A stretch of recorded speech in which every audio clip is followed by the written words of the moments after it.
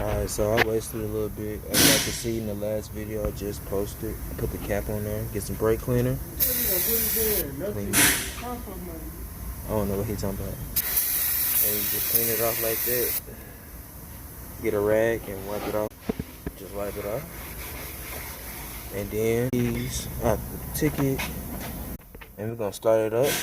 It smells so good in here. To reset an oil light on a 2018 Chevy Malibu. Why it sound like that? We have to hit the OK, check mark, and then go down, down, until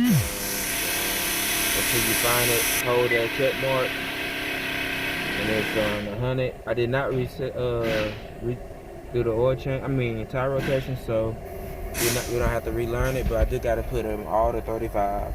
So now let's lift it up and see something.